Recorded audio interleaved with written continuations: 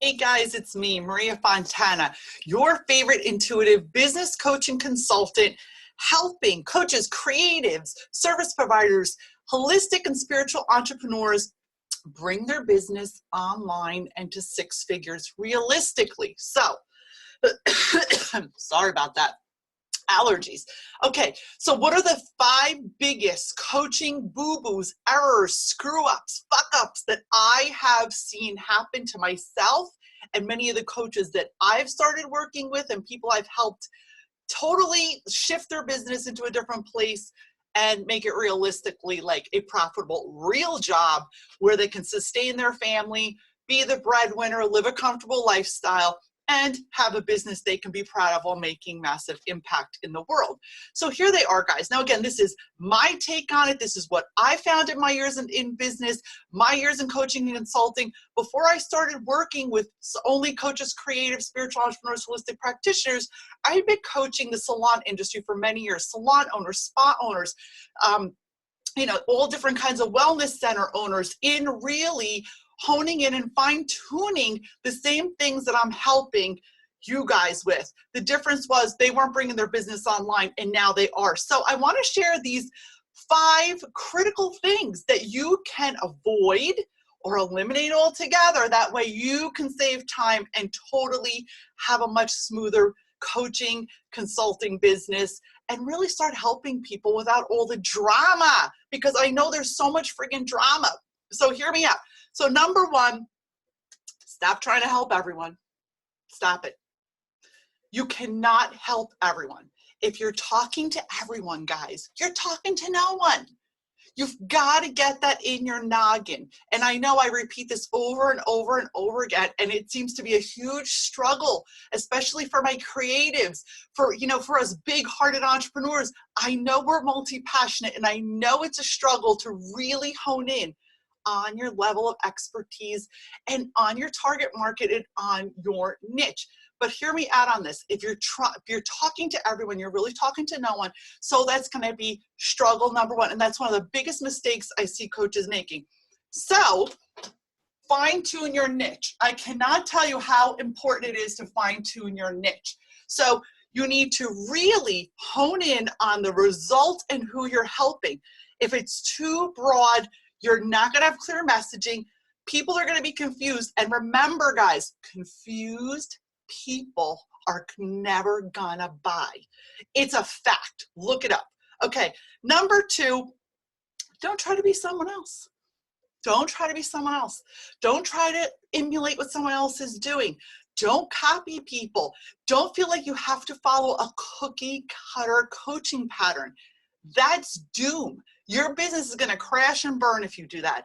The most successful coaches are people who really speak to the people they want to help and are sharing their truth and authenticity. So be you, really be inspired, and don't put so much effort into it. Just be yourself and share the results and the good, all the value you bring to the table, your golden nuggets, your superpower, your magic. Be yourself. So number 2 is no imitation.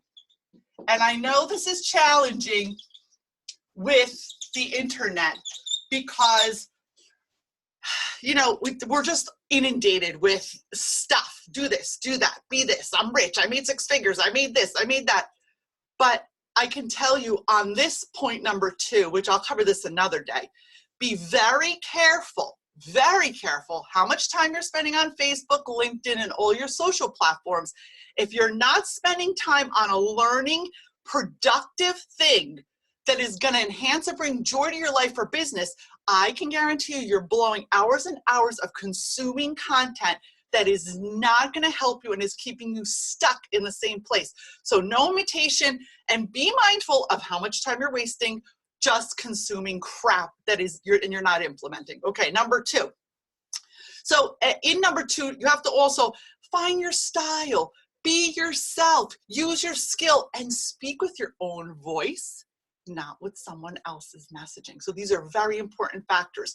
So number 2, no imitation. Number 3, when you're coaching clients, and this is really scary because it took me a while to really hone in on this myself, don't leave things unsaid. So if someone's paying you for high-level coaching and they're looking to you for support, for transformation, you really are there to make a difference in their lives, then you not leaving things unsaid when you need to really address things with your clients. So what I'm saying is, I mean, you don't start fighting with your clients, but they need you for accountability. That's why they hired you. So really hone in and feel your intuition and make sure when things need to be said, you say them. Make sure when your client really needs to be called out so they take action, you call them out. Because honestly, sometimes it's their pattern. So you need to step up and be the support system that they paid you to be. And you really should go above and beyond in that. So avoiding confrontation and leaving things unsaid is definitely a huge mistake I see a lot of coaches making. And they're making this mistake because of fear of being judged. It's their own fear and fear of not being good enough. So when you feel that twinge and you know intuitively you need to call your client out on something, because that's your job. Your job is to lead, sustain, support, guide, and also keep them accountable. So call them out on that. So number 3 is don't leave things unsaid. Now, let's be very clear, guys. These are things I have personally found. These are my experiences, and these are things that I found with my clients and things that have made huge impact on me growing my coaching and consulting business. So remember, I'm not saying this is an end-all be-all. This is the things I found and the things that truly work for me and my clients. So they're really important. Okay, where are we at now? Let me erase this so we have more room. So write this down. Fine tune your niche. That means can't help everyone. Number 2, no imitation. Be yourself. Do not fake it. Be you. Your superpower, your unique magic. That's what people want. Number 3, don't leave things unsaid when you do get hired. And when you are coaching, make sure you keep everyone accountable and be honest. All right. So now we're going to go to number 4. Number 4 is, this is tricky, it's really tricky. And one of my mentors taught me this because, depending on your personality, if you're especially a fixer and someone that became a coach to help people, you may think that your advice is the best advice and that everyone should be following what you think. Wrong. Yep, wrong. So hear me out on this. Don't give too much advice, because you know what, guys, sometimes your advice can be hurtful, and don't correct your client. So there's a difference between calling them out and keeping them accountable. And there is a difference between forcing only your way on people. So this is another huge mistake I see coaches make, and they lose clients halfway through the transformation because they're insisting that the client has to be a replica of them. And everyone's got their own thing, guys. So you should really be asking like powerful questions. Learn from discovery. Everyone's at a different place in their journey. It's not a cookie cutter process. And I'm noticing the coaches who have been taught to do cookie cutter processes, they're just not getting people with sustainable results. So if you really want to make an impact on people's life, think about it. And if you did learn a cookie cutter format, I suggest take the best of that format and create your own. Make it your own, because you know damn well intuitively what the best way for you to coach and how to get that result and transformation for your client is. So keep these things in mind. And remember, guys, there's a living, breathing, warm-hearted human on the other end of that phone, or the other end of your Zoom call, on the other end paying you with that credit card. Don't forget that, because the minute you forget that, you're done. Okay, so number 4 was, number 4, don't give too much advice. Give guidance. So really, be open-hearted, be open-eared. Let the client express. Let the client share with you. I mean, I can tell you my experience. I'm an intuitive business coach, and quite frankly, every single one of my beautiful clients that I've worked with over the past 5 years, every single human's different. Every single person has different needs. There is no such thing as a cookie cutter, and every single person's learning is different. So guess what? What might work for client A will never work for client B, and maybe client C needs a combination of all two. Maybe client D needs something that you've never done before. So really customizing and honing in on what you're giving people is what's going to set you apart in the online space of coaching. Remember, guys, I think it's like a $7 million a year industry, but if you want to stand out and be you, these are a few of the things I found are really important to do. You want to encourage your clients to see and to really evolve to what works for them. Because once again, I am totally against cookie cutter patterns. Yes, you can teach people, like again, business coaches, you can teach strategy, but everyone should be customized to their personal needs. You know, if you're a mindset coach, if you're a wellness coach, if you're a writing coach, every single individual needs something different. So the more customized and personalized the experience is, I can guarantee you that people are going to be your raving fans. They're going to love you. They're going to recommend you because you're serving from a place of love, guys.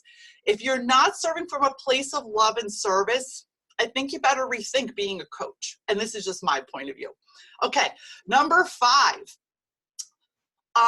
You have to really learn how to become visible. So learning how to become visible. So I cover this a lot. And, you know, again, this is what has worked for me. It works for my clients. You must be seen and heard to have credibility. So I don't care if you're getting on Facebook Lives, if you're on a YouTube channel, if you're on LinkedIn, you know, if you're creating great content. Now, you don't have to overload the world. You don't have to be a slave to making content. But the truth is, by sharing your golden nuggets of value, by giving people tangible bits of information that they can implement into their life based on your specialty, honestly, it is golden. And that's how you build online credibility, especially. Now, for my offline coaches, it's the same thing. Be a guest speaker, go out there and do some free workshops at the local library. You know, go to your local salon and spa. If your ideal clients are women, go to your local salon spa and offer to do like a 1-hour workshop, a free, coffee chat, wine and dine, whatever. Be creative. The more you're visible and you hone your skills, you will be sought out as a really wonderful professional and a person that is looked to as an industry leader. If you keep quiet and don't share your magic with the world, how are they going to know about you? So I know a lot of people are like hesitant. They really hate going live. They hate making videos. I was like that too, guys. But with a little practice and really, when you make a video, talk to the audience right in their eyes. Show them you love them. Give them love. Give them your best stuff, and you can't go wrong.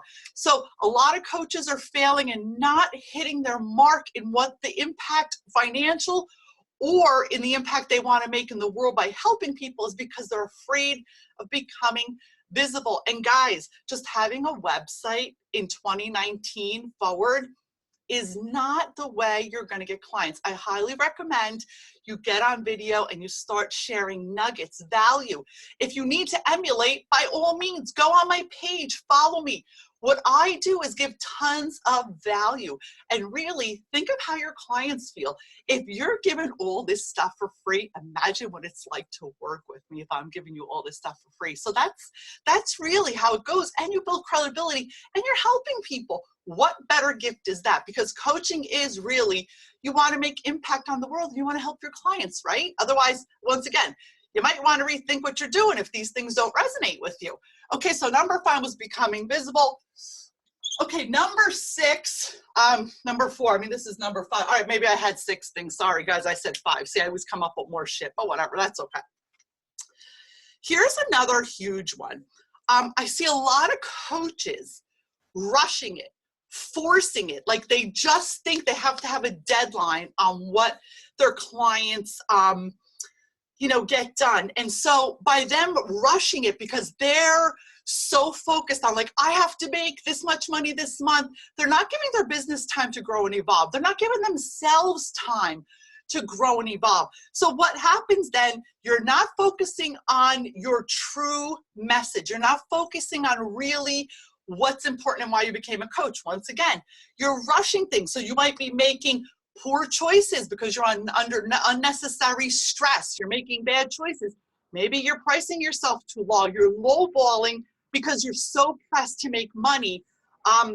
You're making poor choices with your pricing, with your messaging. You're kind of just throwing shit out there just to get clients. You're like, I need clients, I need clients. This is a mindset issue. So you will crash and burn. So if you don't want to crash and burn, you got to think about focusing on sustainable success. And the truth is, guys, focusing on sustainable success is really going back and following the other 5 rules. And listen up to what I'm going to say to you. And this is another bit of advice that is just from my experience and from what I've seen my clients do. If you are under pressure financially to get your coaching business off the ground and you're new or you're just rebranding, I would consider making sure you build a bridge. You may need to have a part-time job. You may not be ready to leave your 9 to 5. Opening and starting a coaching business under pressure to make money is probably one of the worst things you could do to yourself, because I see tons of coaches crash and burn, and their dream of being a coach dies because they're just on information overload. They're just consuming, and they're become obsessed that they're gonna get rich quick. So I'm sorry if I'm disappointing you with the reality of it, but I can assure you, if you follow a strategy, if you have the correct mindset, if you believe in what you're doing, and if you believe in the transformation you're going to give your clients, I can promise you, I've done it, you can do it, my clients do it, but it takes time and it takes a really committed, and you need to show up every day. You need commitment, you need consistency, and you need to really show up with your heart. So hopefully, all these things resonated with you. So I'm going to say number 6 is don't rush it. So guys, these are the 6 things that I have found are some of the biggest boo-boos that coaches are making today. And again, this is my findings from my experience, my clients' experiences, colleagues, and other things. So before I get off this video, I just thought of something else I wanted to share with you. I also noticed a lot of clients, this is probably going to number 7, people are afraid to collaborate. So a really powerful thing also is collaborate with other coaches. Don't be afraid to share your good. Maybe if you have a great package, a great offer, collaborate with someone else. I collaborate with other coaches that do different things that I do every day. I collaborate with someone who's a ClickFunnels expert. I collaborate with someone who's a marketing expert. I collaborate with someone who creates webinars. I collaborate with someone else who's a writing coach, someone else who's a career coach. The list goes on and on. I have a health and wellness coach. These are all people I collaborate with, a mindset coach, a high ticket mindset coach. I mean, my list is pretty long, but it's, again, something that has worked for me, and I always suggest to my clients too. It's a great tool to share audiences. And really, if you're doing one thing and another colleague is doing another, how powerful to merge those 2 things and maybe make a package where you both can benefit and your client can benefit. So here's just a few of my tips. I hope you guys have a lot of takeaways from this today. I am honored that you watched me. I love you all very much. If you want to hop into Love and Life Business Mastery, I'm opening up the new waiting list for the next class. So just drop your emoji below. Just say, hell yeah, I want in. And I will shoot you over in your messenger inbox a private invitation to hop on a call with me. So Love and Life Business Mastery, June 22nd and 23rd is sold out, which I'm not surprised. And I'm really happy. I have a beautiful bunch of people in there. And if you'd like to hop into the next class, please drop me an emoji and I will reach out to you. Sending you all massive love and light, guys. Really think about your coaching business and think about why you started. Think about the messaging. Think about what it is that you truly want to give people, that transformation and why you started. Never forget the why. It's a learning curve and it's a learning process. please don't follow cookie cutter patterns because you're going to crash and burn. I'm always here for you. If you want to grab a free discovery call, free breakthrough call, whatever the hell you want to call it, hop on a call with me, see if I can't help you further. Click below. You know what to do. I love you all. Have an awesome day, guys. Love and light.